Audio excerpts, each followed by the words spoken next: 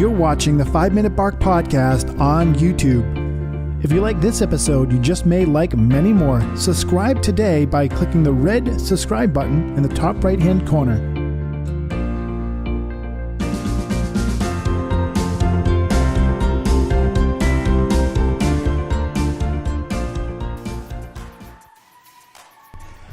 All right, everyone, we're here today, and we've got a special guest that I met at the ClickFunnels conference here in San Diego, California. And if you've heard me talk about that event itself, how it was a miracle to even go there, it was another miracle to meet a few gentlemen there, and one of them is Sean Stephenson, who we have here today. And I got the very lucky opportunity to hear him speak on stage. I didn't go there to listen to speakers. I went there to learn about ClickFunnels. But I learned a whole lot more from a lot of the people that had spoken that day. And Sean really resonated with me. He had a story he was talking about with insecurity. And I personally, myself, suffer from that quite a bit for a long time in my life. So we're going to be talking a little about that here today. And today, everyone, I want to introduce you to Sean Stephenson. Hello, Sean.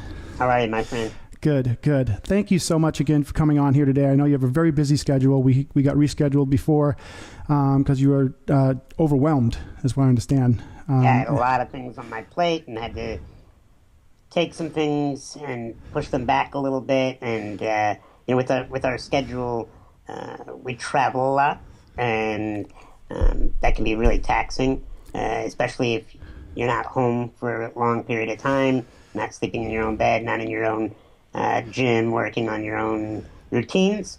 And so it just got so overwhelmed that I was like, look, we got to push back anything that can be delayed and cancel anything that can't. Yep. That's a big lesson a lot of us learn, isn't it, in life? We're all taught, especially, was it Gary Vaynerchuk's out there? Everybody's like, go, and everybody's really jumping on that bandwagon, but you also run up against a wall if you do it for too long. Well, I think hustle is sexy to an entrepreneur. It's willpower is like attractiveness. It's looks, if you will. Willpower gets the attention of everybody because it's like, wow, they're a machine. You look at like a Tony Robbins, a Brendon Burchard, Gary Vaynerchuk. These are special individuals, to say the least, and they are gifted with a couple things that most people don't see behind the scenes. They have a team of people that are rebuilding their bodies, that are rebuilding their calendars, that are rebuilding their business structures.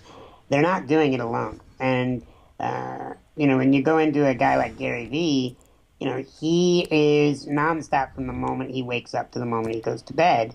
And that works for him. That's in alignment with his values. That's in alignment with his personality. But that makes him a very rare breed. Some people need the decompression time. They need the downtime. They need to be able to recharge and a little bit longer periods than those genetic freaks that they are. I personally used to be a professional athlete, and I used to travel the world doing that. And I had that go attitude, physically, mentally, emotionally. But I know now in my new businesses, which is my podcast, I can't do that anymore. I know it doesn't really serve me to go and do, I did 18 hours today. We had this whole joke going around in my neighborhood here. It was like, I did 18 hours today. Like, well, what did you do for 18 hours? It's more important to get a good 5 or 6 or 7 hours in that are valuable and take a mind space break or take a physical break and go to the gym or just get some fresh air. And it's so important. It's also what's important to you. I value inner peace. I value stability. I value regular communication with my friends. And I value that more than my business. I value that more than being productive. Guys like Tony and Gary Vee and Brendan, I promise you, they don't. Their value is more their business and their productivity. And again, that's why they're at the top of the mountain. Mm-hmm. There's no doubt that, they're the LeBron James of the industry. Yes. They're the Michael Jordans. And that's awesome. But not everybody's going to have that in them. Some people are going to be role players in this lifetime, and that doesn't make them less than. I think we get in the habit of looking at life as there's levels, like, oh, they're above me. And that builds the anxiety, that builds the insecurity. The moment you think another human being is more important than you, smarter than you, more valuable to the human race than you're really diluting your own self-worth, because nobody's more important than anybody else. We all bring different talents. We all bring different skill sets. We all bring different levels of intelligence in different areas. I am very intelligent in the area of reading people. I'm very intelligent in making people feel comfortable. I'm not so intelligent in building structures in certain aspects of business. I'm not as talented in the art of music, and that doesn't make musicians and business technicians better than me. It just makes them skilled in something different. And I've seen in my clientele that I get these individuals that come in to work with me that are making hundreds of millions of dollars sometimes, and they're just baffled by the close connection I have with my spouse. They're like, how do you communicate with her when she has different needs than you? And they look at me with awe in the way I run my marriage, the way I do looking at them in their business. So nobody has it all dialed in, and you can't compare yourself to others. You have to say, did I do better than I did yesterday? And you're competing with your doubts and your past results. You're not competing with another human being. That's a very empty, shallow road to go down. And people, if you're listening out there, we have to understand, and it's the hardest thing in the world, is to understand that we are all created equal. We all have a talent of our own. Like you, Sean, I've been around very successful people, but they look at me like I'm a god because I am successful in other areas of my life. I've done this, I've done that. And they're like, oh my God, I wish I could do that. So it brought us to an even playing ground. And it's fair for everyone out there to understand that you're not going to be a Gary Vaynerchuk. You're not going to be a Tony Robbins and do an event from 9 a.m. till 2 a.m. You're just not going to do it. But you are good in some other areas. And if you understand that you let your body and your mind and your life open up to that, like Sean has done and like I have done, your gifts come flying out of you, right? Well, and maybe there is somebody out there who has that ability, that drive. I've met a few other individuals that may not be as famous as those names, that have that level of energy, and more power to you. But if you feel like you finish every day hating your life because you can't keep up with the demands and the energy strains on yourself because you're trying to be that person, then that's not in alignment. If you go to bed at the end of your night and you're like, man, we just pushed a 12-hour day or 14-hour day, and I'm still revving, ready to go, great. But only you know the truth. Only you know when you put your head down on the pillow, am I living a life that's stealing from my future? Sean, I know that prior to this, I was trying to do a business, and I was trying to do websites and trying to do different things. And I just said, I want my life to be and have purpose. And seeing you on that stage, it seems like you found your purpose.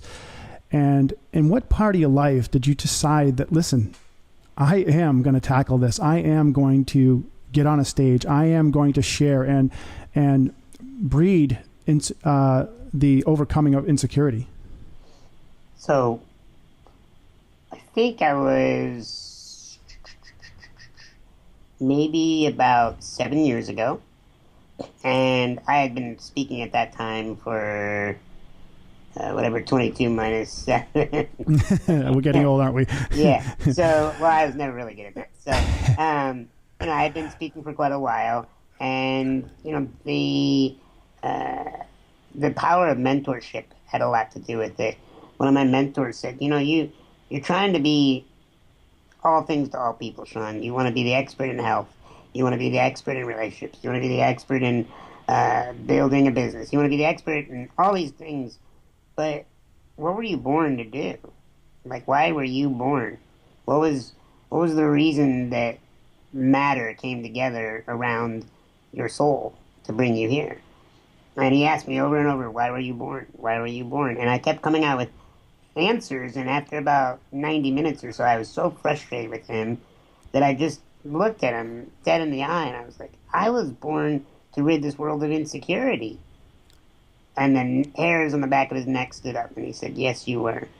And he explained to me the reason he didn't know that that's why I was born. He just knew when it would come from a place of authenticity and hit him in the stomach with the truth that he would know when it was there.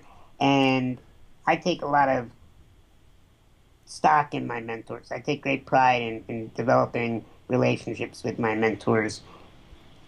And when he said, Sean, there's nobody on the planet that could do what you're doing in the way you do it, you need to get very serious about ridding this world of insecurity in your lifetime.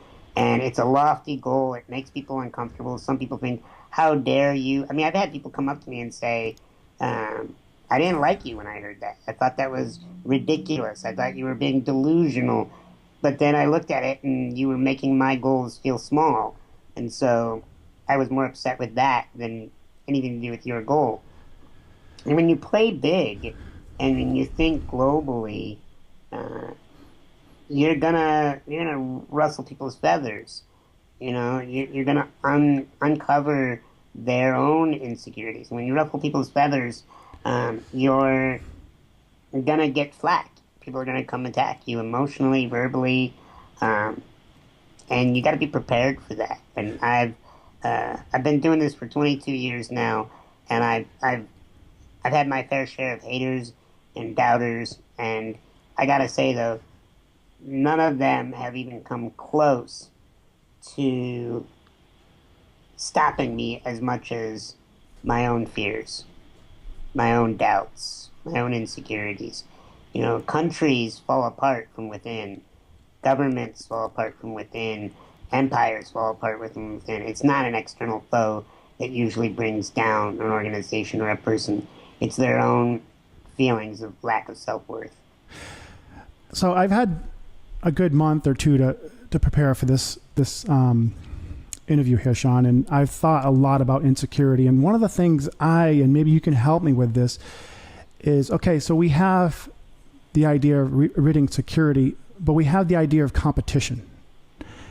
And when we compete with the beautiful guy next to us or the beautiful girl next to us or the Tony Robbins, that's where maybe insecurity creeps in on human beings. How do we compete and how do we rid insecurity? And do you understand what I'm kind of saying here in this? Yeah. So how do we rid insecurity and still compete? Right? Because they kind of create insecurity. Yeah. Well, I believe that insecurity is that feeling that you're not enough. You know, I'm not tall enough, pretty enough, smart enough, wealthy enough. And anything that generates that I'm not enough, you're triggering your insecurities and you're going in a downward spiral. I think that the way to look at competition is to be excited. And you hear this best with athletes. And I remember once Michael Jordan was playing a game with Kobe Bryant, and Kobe was a rookie at that time.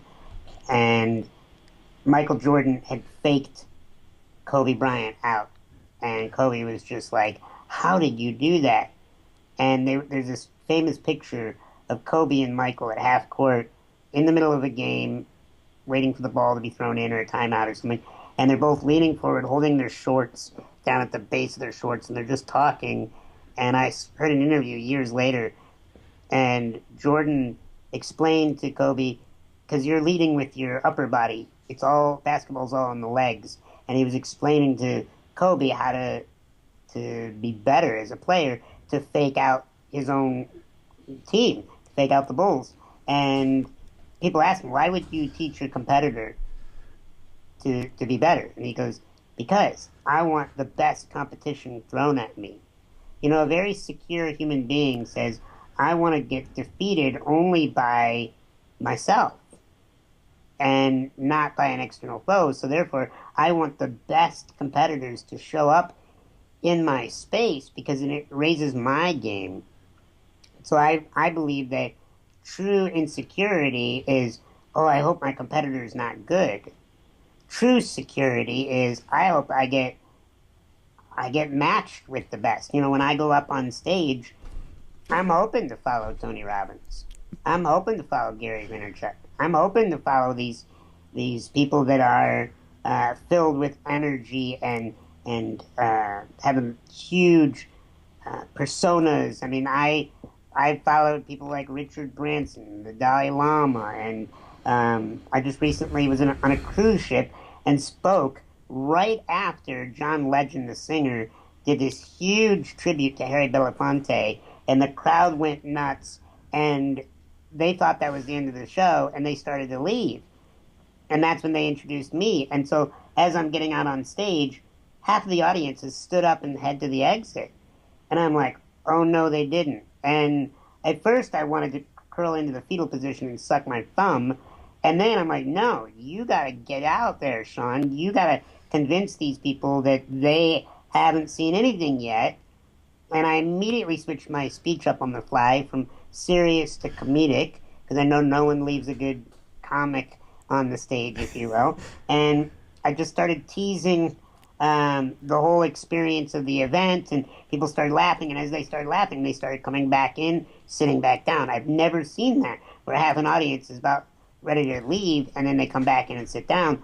It was because of my own sense of the frame that I set, my own internal being of knowing my worth, and thought, no, you guys are going to miss out if you don't see this. And that wasn't anything to do with I'm better than John Legend.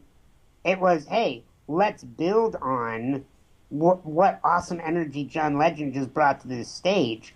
And that's how you have to see your life, is let the Tony Robbins or whoever it is in your industry inspire you to be as engaging and as inspiring and as motivating and as insightful and as profound as you humanly can be. Yeah. And my ceiling keeps getting raised every time I go up into a difficult scenario like that one, or like where I'm following a U.S. president or something where their credibility just trumps mine. I've gotten on stage on live television, like with Jimmy Kimmel, and I'm following, and I'm on this stage with Johnny Knoxville from Jackass, and he's got all this credibility of being a celebrity, and he's the funny guy on the program, and Jimmy is, drilling me with questions, and, I wanted to, in the beginning, crumble and be like, I'm a motivational speaker that has, built up some cred in my industry, but I'm certainly not where these guys are in name recognition. But I had to raise my game in that moment. I had to rise up and be like, you know what? I'm with the big boys now. I'm in the big leagues. And so therefore I can't show anything but big league timing. And when you do something for years and you get that window, I believe the thing that no one talks about is you never feel prepared enough. That's my opinion. I agree. You get up there, whether you're going out live on national television or CNN, or you're getting interviewed in front of a U.S. congressional hearing, or whatever major issue you're walking into, you're not going to be like, oh, I'm so prepared for this. No, you're going to be like, holy shit, did I get enough life experience to handle this? And then you realize, wow, this is happening right now. I can't get in my head. I can't pick this apart. I can't spend another second worried, am I enough? I have to be present. I have to bring my best. And when you get present and you bring your best and you trust that there is an energy within all of us that is divine, and I don't care if you believe in God or not, there is a higher energetic frequency on this planet that is greater than any one person. And when you tap into that, that's when you see that flow state. That's when that athlete hits that three-point buzzer shot that wins the game. That's that moment where somebody steps out onto a stage and hits that dance move just perfectly to win the competition. I mean, it's that moment where you get out of your own way and you say, "We got here for a reason. This is not an accident. My success and my failures, my mistakes and my gifts, they all showed up perfectly timed, and let's just sit back and watch what happens." And my best speeches were the ones that I got out of my own way. Yeah. My best speeches were the ones that I was a spectator of my own craft. As arrogant as that may sound, it's not. It's more like, let's see what 22 years of speaking looks like when you stop worrying if people will like you. Sean, I have 2 times in my life where I was exactly what you're talking about. Being an athlete, you have to take things to a new level, and you have to rise to the occasion. And the first one I want to talk about is when I was I've also professionally spoken over 3,000 locations and schools, and mainly in inner city schools, believe it or not. And one of the experiences was in Compton, California. I mean, obviously straight out of Compton, you've heard about that. And literally the teachers put the kids in front of us and left. They said, "We're out of here. Good luck." And, these kids are throwing stuff at us and this and that. But I was like, I am not going to settle for just winging this. I'm going to give these kids an education today. I'm going to inspire them. And I had to step up, and I had to somehow get their attention. And one of the things I did say to them is, if I can get into one of your person's mind here today, I've done my job. If I can save one human being's life today at this school, I've done my job. And that just stops them in their tracks. And I'll just never forget, like, that's probably one of the worst shows I've done, and the conditions were awful and it was chaos, but I had to rise to the occasion. And as a professional athlete, I had one of my first overseas trips was to Venezuela, and it's very poverty struck in there. And here in America, I have these beautiful ramps that I get to ride on. I go really high in the air. And when I got there, we had a ramp made out of old doors and old 2x4s where I literally couldn't perform to any level I do in the United States. And yet these people have seen me on TV and they've seen me in magazines and stuff like that, and they're expecting the most. And most people would say, I can't do this. But I said, I am going to do this. I am going to make this happen. And, again, you can go to the X Games, or you can go to Caracas, Venezuela. I remember the Caracas, Venezuela, because I stood up to the challenge. I mean, in the X Games, I'm on TV, I'm doing this and doing that. But this is the one that counted because you had to go extraterrestrial on it, so to speak. So I love being in that position where it's a new challenge. I mean, this alone being this challenge of being on a podcast with somebody like yourself. I mean, you're very widely known, and to get your attention and talk to you is a challenge for myself here today. I have to get your attention and get you to say the right things. So I enjoy the challenge, and I love the challenge, and I think that's why I am on this planet, to enjoy these challenges, and it's just amazing. This is great. This is just so awesome. And I appreciate you sharing all this amazing stuff here today with me. And you said you do live in Scottsdale? I do. I'm maybe going there tomorrow or the day after, actually, to go play golf. So Nice. it's pretty exciting. So if there's one tidbit we can give to somebody out there that's kind of listening now, kind of trying to get themselves in front of a camera, trying to get themselves in front of a friend or a family member or somebody out there in work, and they want to be authentic and they want to be insecure, what are some tools you use for yourself? Because I know, like, I've watched several of your live videos on Facebook, and I even saw the one you were working out the other day, and you're showing yourself struggling. And here today, right now, you're looking into the screen with 100% honesty and authenticity, and it's amazing. It really is amazing, and people would just love to have that. What can you give them for a tool? Well, first of all, thank you. Thank you. Yeah, I didn't get here overnight. Right. Of course. It's of course, and yet a lot of people delete that. Mm-hmm. They try to compare their current place, whether it's financial, emotional, relationship, physical, to somebody who's been working at it for decades. And they go, I'll never be where they are. Or how is it that they are so poised and comfortable in their own skin? But nobody saw me melt down time and time again after a speech that didn't go well. Nobody saw me kicking myself emotionally on a car ride home because I know I didn't bring my all to a negotiation or a business meeting. Nobody nobody held me except for maybe my spouse or a close friend as I bawled my eyes out because I felt like I missed out on a huge opportunity because I was scared. Nobody saw those days. And so they think I'll never get there because it was always effortless for him.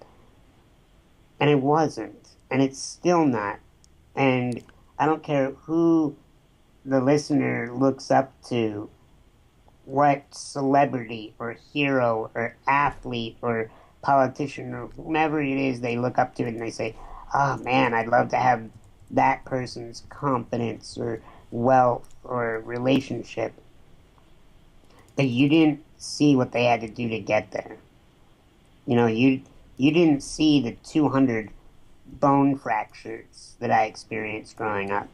You didn't see me cry my eyes out because I was looking from, the third floor window of my grade school down at the playground wondering why the hell can I play dodgeball? You weren't there when they pulled a steel rod out of my leg that was getting rejected because my body couldn't handle straightening out my bones. I mean, you weren't there, nor did you need to be there. My opinion is that every human being goes through a struggle that if we all were privileged enough to watch them go through it, we would feel a lot closer to that person. But we hide our struggles, or maybe we're alone when we go through them. And so we put our best foot forward when we're on a podcast. We put our best foot forward when we're on stage. Because that's what we're paid to do, or that's what we're, choosing to do. But you got to remember, every bit of my confidence was forged out of those days of, holy shit, am I ever going to be loved romantically? Am I ever going to get hired to do something financially? Am I ever going to get to live on my own and do my own things? I think people, when they see me, they assume my life has always been the way it is now. No, I mean, I lived at home till I was 31 years old. I didn't lose my virginity until I was in my mid-20s. I didn't think I was ever going to find love until I was 31. And, when you hear the not so glamorous statistics, you're like, oh, so this person has been rejected. He's real. This person is vulnerable. This person has experienced pain. And I'd be lying if I didn't say that I still have insecurities. Of course I do. I still get up and some days think, shit, how am I going to do this in my business that other people look to do so effortlessly? But it's not effortlessly for them because I'm not seeing their back office. So true. I mean, I mean, just listening to you, I just was starting to make a list of all the challenges I've gone through in my life, and making this podcast, as well as I do, these things don't come overnight. It is a good long process to getting good guests, getting yourself comfortable on a microphone, getting an audience, right? Getting an audience is a whole nother subject, and getting paid. I've been doing this for a year and a half now, and I've been working at it, and I've been told almost daily, you need to start getting back to reality and doing this. And it's like, as soon as I veer off to something else, I say, no, this is what I am going to be doing. This is what is for me. And it's just amazing. It's amazing to be able to live that life that we are here for on purpose. It supersedes money. It supersedes everything. In the business we're both in, is connection is lawful and plenty. It's beautiful. Every one of my guests I've become close friends with, and we work together in some sort of way to help each other. I come from a business that was in competitive sports, and it was very competitive, and it was the opposite. And this is a beautiful place to be. And I want to thank you again. I've already thanked you a couple times now for your time and for coming on the 5 Minute Bark podcast. And this was you didn't really know much about this and what it was, and you came on here, and I appreciate that. Something called you to come on here and spend time with me, so I appreciate it. My pleasure. Yeah. Everyone, Sean Stephenson here today. He's an amazing human being. I didn't even go into bragging about him, and I don't really need to, because if you're going to watch his podcast, you're going to look him up. He's done amazing things for this world, for me, and for you here today on the 5 Minute Bark podcast. He's also wants to share something about a new ebook he's come out with, and we need to talk about that.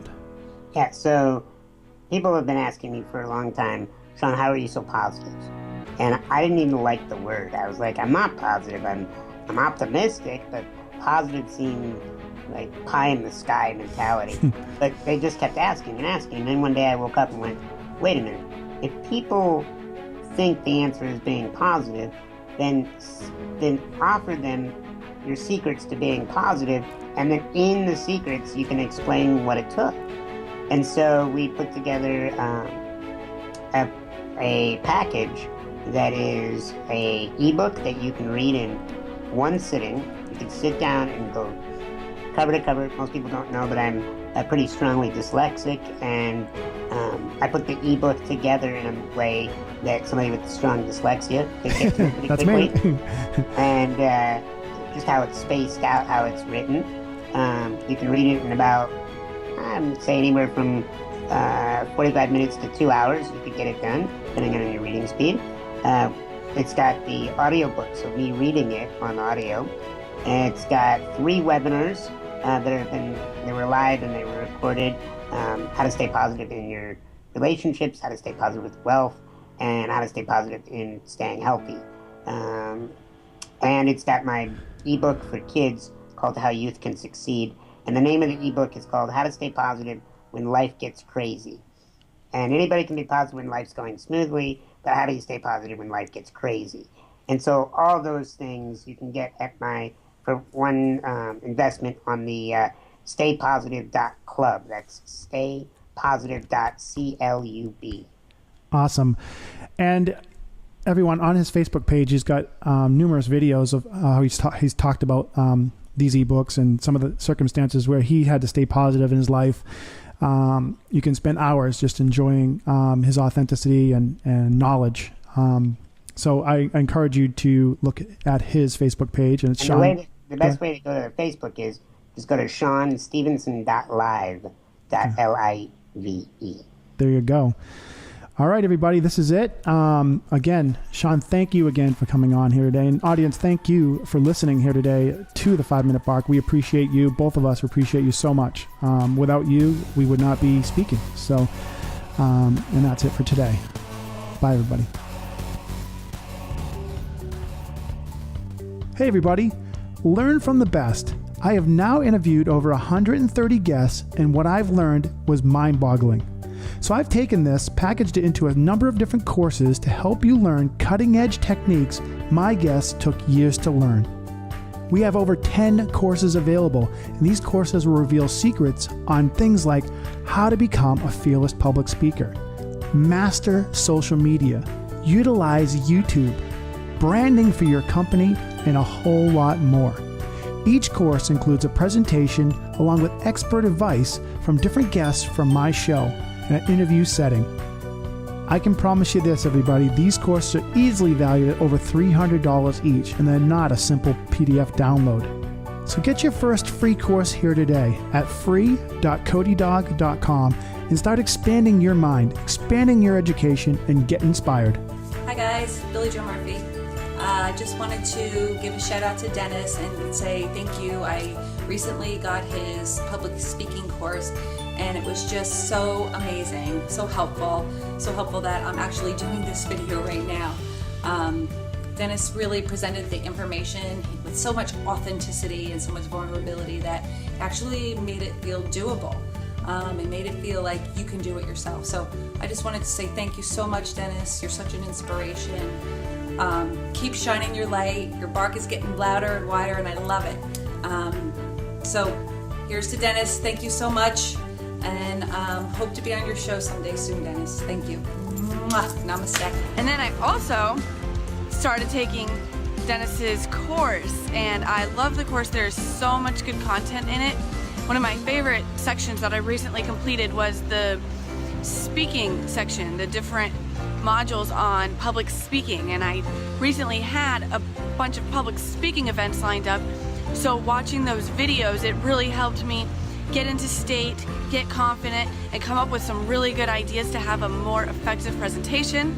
So I implemented the ideas, I utilized the ideas, and I saw the results from using the ideas of the guest experts that he interviewed.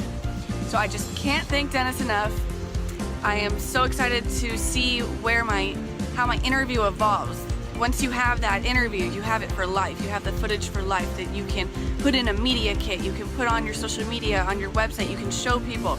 So that is just amazing. And then the skills that I'm learning from the online course to manufacture my celebrity status, that is just invaluable also.